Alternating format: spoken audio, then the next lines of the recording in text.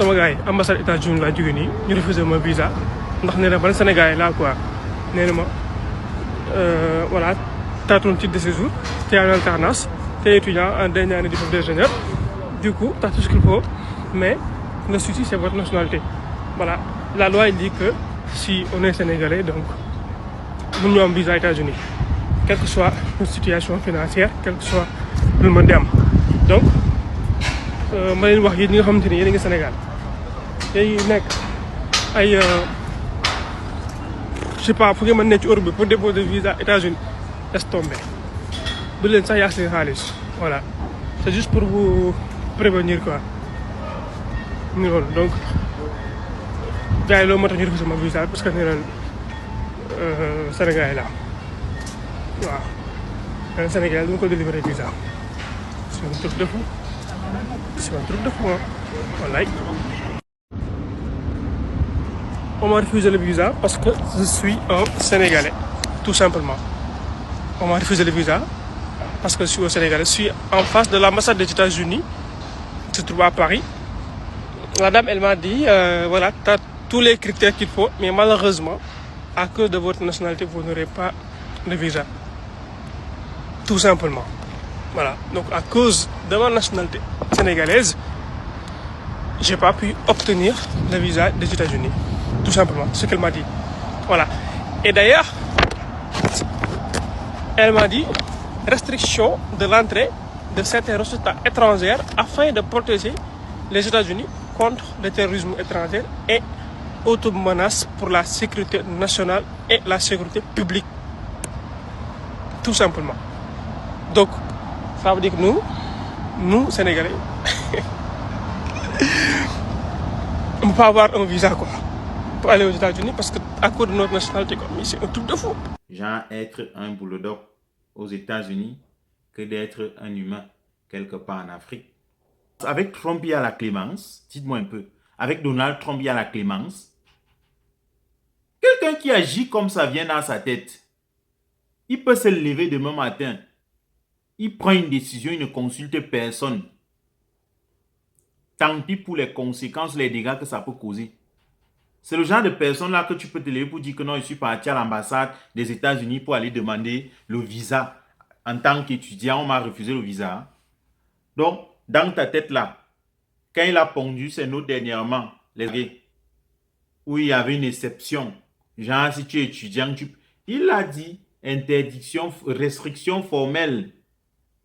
Restriction formelle. Donc même durant la Coupe du Monde, la majorité des Africains n'auront vraiment pas la chance d'aller vivre cette Coupe du Monde là. La majorité. Ça sera impossible. Sauf si tu as une autre nationalité autre qu'une nationalité africaine des pays ayant subi la sanction. Mais si tu as la nationalité de l'un de ces pays, tu peux partir. Et tu es en France. Si vraiment ton intention c'était d'aller étudier, prends la nationalité française, tu pars. Si c'est vraiment important. Mais si c'était juste parce que tu voulais aller en aventure, gars, c'est quasi impossible. C'est impossible. C'est la blague, ce que tu es en train de faire. C'est impossible. Donald Trump est comme ça. Le monde, apparemment, a commencé avec lui. Et le monde risquera de finir avec lui. Ce sont des gens qui se croient tout puissants, tout permis. Et ils font comme ça vient dans leur tête. Ils n'ont pas le temps de causer avec une personne avant de prendre une décision. Il prend ses décisions, il peut se lever dans sa chambre comme ça. Il décide que demain là, tel pays n'existe plus, il vous bombarde. Donald Trump est comme ça. Et c'est le genre de personne là que toi tu auras envie. Toi tu auras envie d'aller dans ce genre de pays là. Mais soyons sérieux. Soyons sérieux. Nous les jeunes Africains, on est têtus. Ce qui veut dire qu'on n'a rien compris. On n'a rien compris. Et on est tellement épris par l'envie de partir. De partir. Tu es en France déjà. Ce n'est plus la France, ce sont les États-Unis. Pourquoi cette envie de partir, de partir? À un moment donné, est-ce que tu peux réfléchir que l'Afrique a besoin de toi? Donc voilà, tu es en train de parler en Wolof pour partager vraiment ton état émotionnel et tout ce que tu ressens. Pour partager tes frères sénégalais ce que tu as vécu. Mais gars, il y a des Sénégalais qui sont fiers d'être Sénégalais et qui sont au Sénégal et qui n'ont pas envie d'aller soit aux États-Unis, soit ailleurs. Ça ne passe même pas dans leur tête. Ça ne passe pas dans leur tête.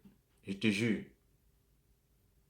Donc, essayons de respecter la décision de l'autre. C'est important. On va beau fustiger cette décision. On va beau exprimer notre mécontentement. On doit se rendre compte que ce n'est pas le chez nous. Ce n'est pas l'Afrique. C'est l'Amérique. Et l'Amérique appartient aux Américains. Demain matin, là, ils peuvent décider que tous les ressortissants africains qui sont sur leur sol rentrent en Afrique. Et déjà, il l'a fait. En début janvier 2025, il a chargé combien d'avions cargo pour ceux qui n'avaient pas de papier. Et la destination, ceux qui ont été chanceux, ils sont arrivés dans leur pays. Il y a d'autres, il les a déportés dans des pays voisins. Il les a déportés au Venezuela, au Brésil, il les a au Mexique, il les a déportés partout comme ça. Pour comprendre réellement qui est ce monsieur. Il n'a pas de sentiment, il n'a pas d'état d'âme. Pour lui, les seuls êtres humains qui ont la valeur dans ce monde, ce sont les Américains. Les autres êtres humains n'ont vraiment pas la même valeur comme les Américains.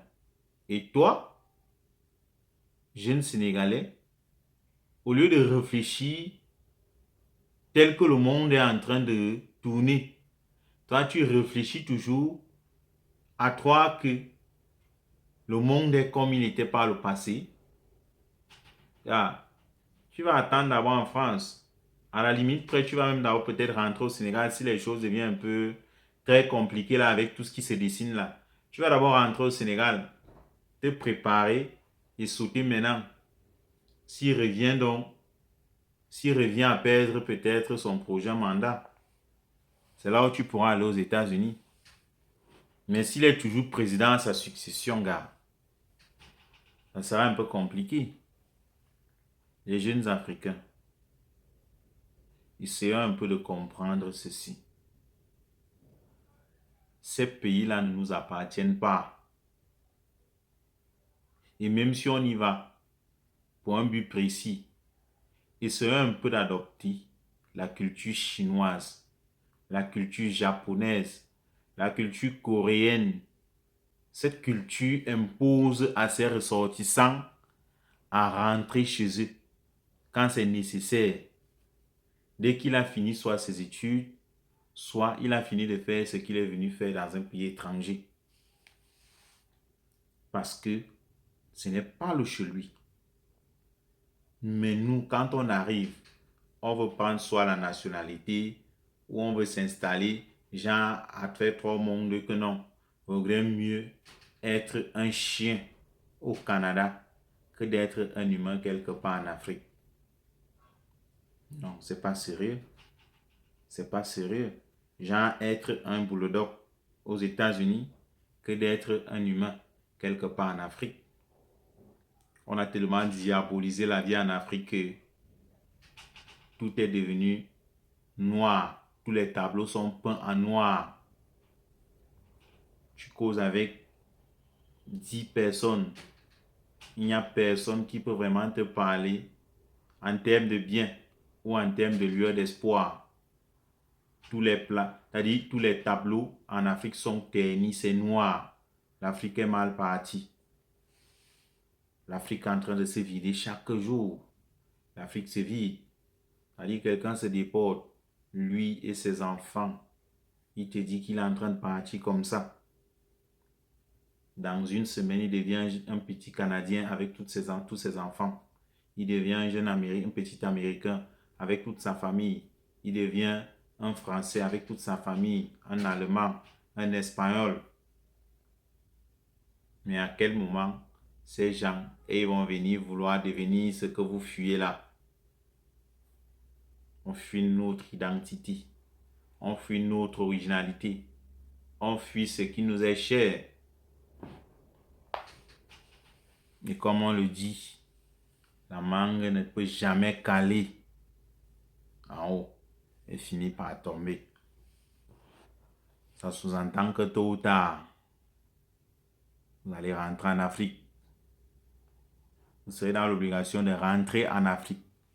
Et l'Afrique va vous attendre. Le tout n'est pas d'aller chercher l'argent envoyé en Afrique.